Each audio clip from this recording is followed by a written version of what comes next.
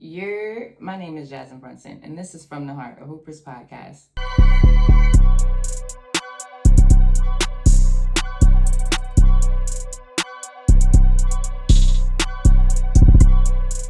Thank you for tuning into episode 10 of From the Heart, a Hoopers podcast. Episode 10 sounds crazy to me. It sounds so crazy to me, but there's still such a long way to go, and I still have so much more in store for you guys, so just keep rocking with me on this journey. Shout out to y'all that's been here since day one, and to all of my new watchers, my new listeners, my new viewers. Welcome. Last week we talked about watching film and just how essential that is when it comes to player development, how essential it is when it comes to scouting, how essential it is when it comes to the game of basketball, period. So if you haven't watched or listened to that episode, you could either go back now or after this episode and watch that or listen to that. In this episode, we're going to be talking about AAU and just playing on the circuit versus not playing on the circuit. And if you don't know what I'm talking to when I'm saying circuit, or what I'm referring to when I say circuit, I mean the EYBL Nike circuit. Personally, my team, my AAU program, was not an EYBL team. However, playing on the circuit was a huge topic of conversation, especially back when I was playing and going through the AAU process, going through the recruiting process. It was a huge topic of conversation, so we're gonna get into that today. So if you haven't subscribed to the official YouTube page yet, please go do me that favor. Also, make sure you slide over a little bit and press that hype button for me. Also, make sure you are following the official Instagram page at From the Heart, a Hoopers podcast, as well as tapped in with me on all podcast platforms.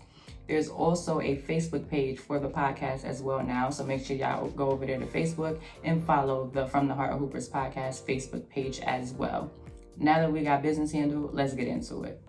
Like I said, for me personally, my AAU program was not an EYBL team. We was not a Nike national team. We was not none of those teams. We were just a regular AAU program.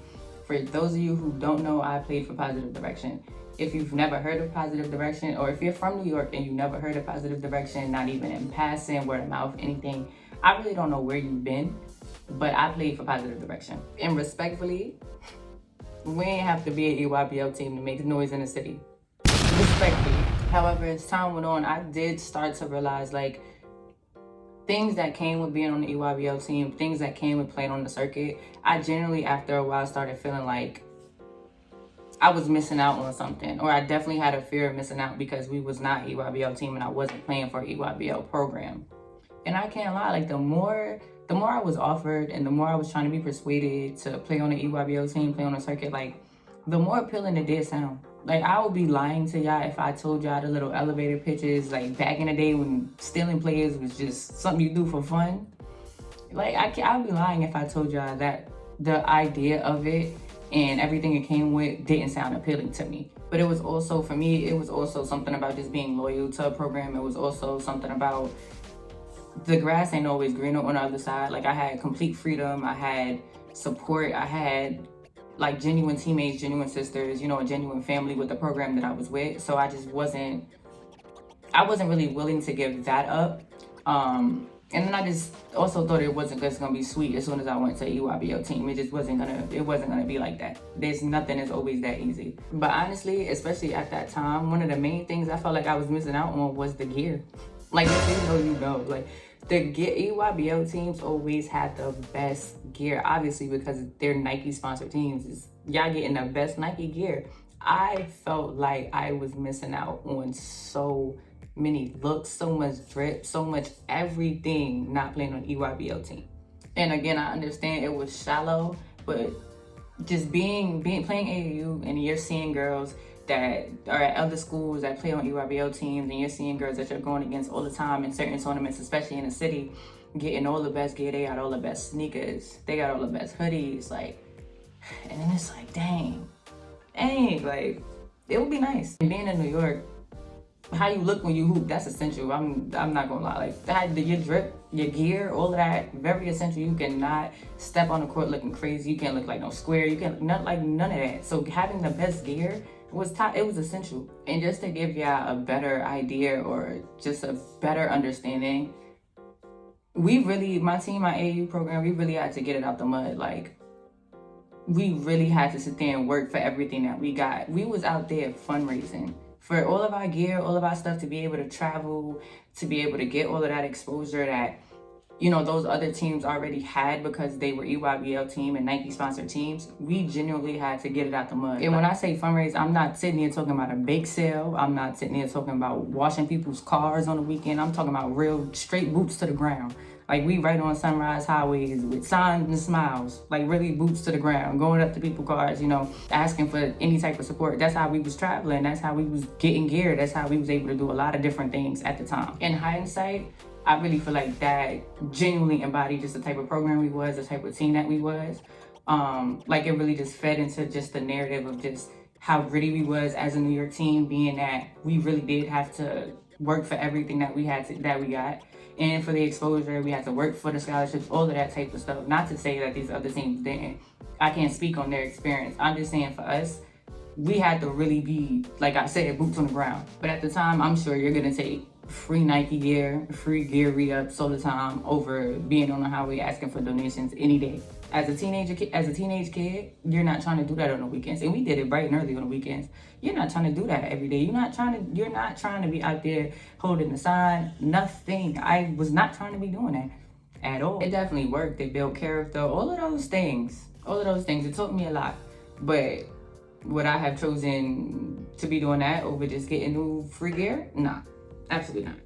But on a serious note, the main thing I really did contemplate in my head or feel like that I was missing out on was opportunity. Whether that be the opportunity for more exposure or the opportunity to play against other ESPN ranked girls on these top teams, you know, on big stages, you know, opportunities like that.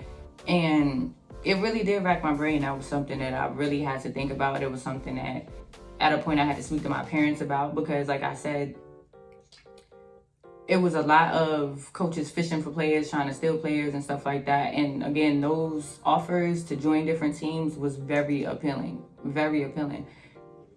And so I definitely did think about it. It was something that I'm like, nevertheless, do it for the exposure. Like, the exposure of it will be great, obviously, because you're playing against top talent all of the time. Like, there's not a time where you're not. You're playing in front of a bunch of different college coaches all of the time.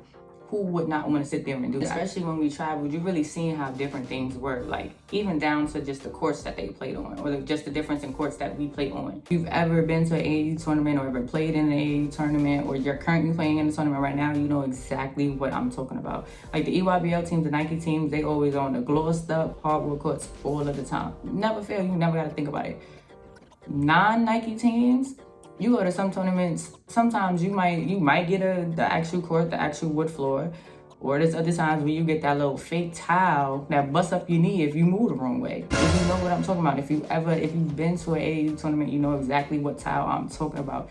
It just sound like, it's crazy. Them tiles move, you sprint too crazy, you die, like it.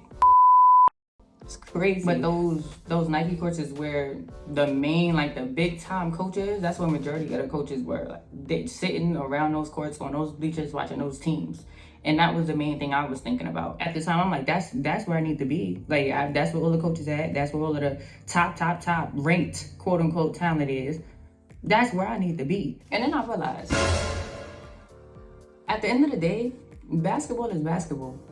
At the end of the day, basketball is always going to be basketball. Talent is always going to be talent.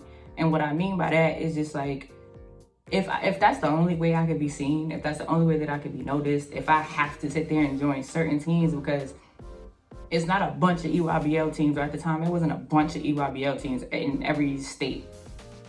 But if that's the only way I can get exposure, if that's the only way that I can get a scholarship, I'm not accepting that. Like, I'm really not accepting that. Coaches go out and they look for talent.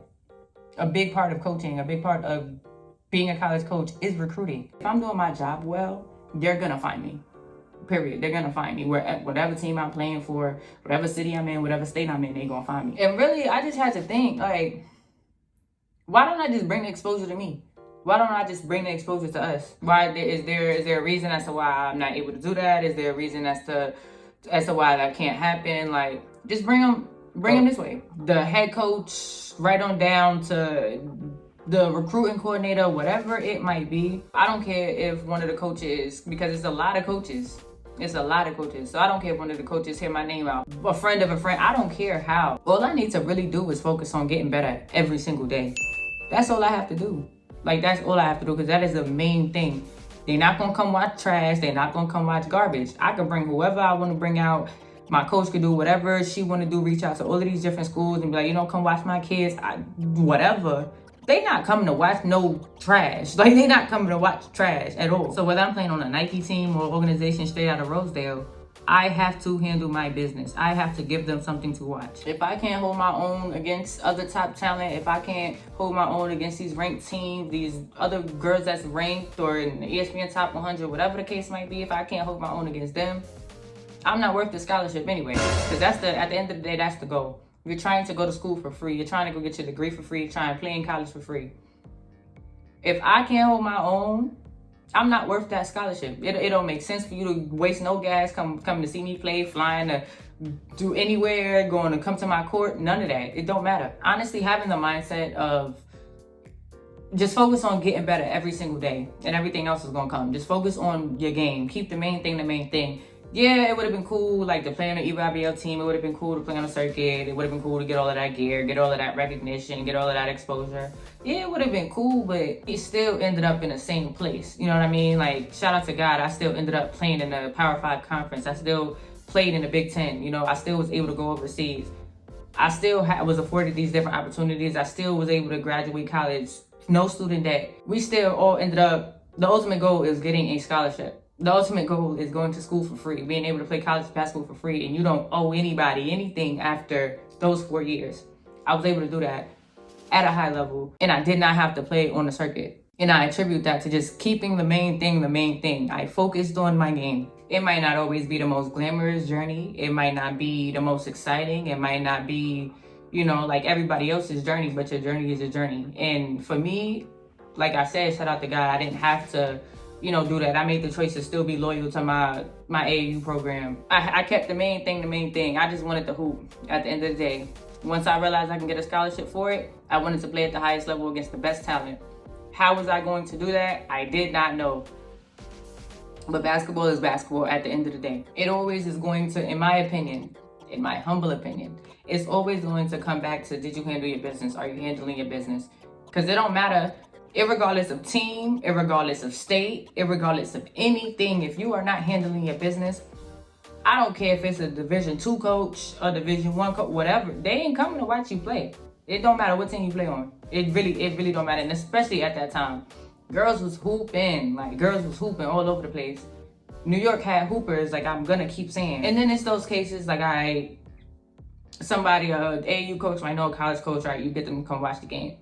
If the girl don't look the way that they were supposed to look, or the way you hyped them up, the way you gassed them up, whatever, they leaving. They are leaving. They're walking away. You're not wasting the time like that. You're not doing it. So handle your business. I focused on handling my business. But y'all can let me know in the comments, what side are you on? Do you feel like it matters if you play EYBL or not? Do you feel like that does play a role in maybe what school you go to, your amount of exposure, any of those things? Let me know. As always, thank you for tuning into this episode of From the Heart of Hoopers podcast. Make sure you are subscribed to the official channel.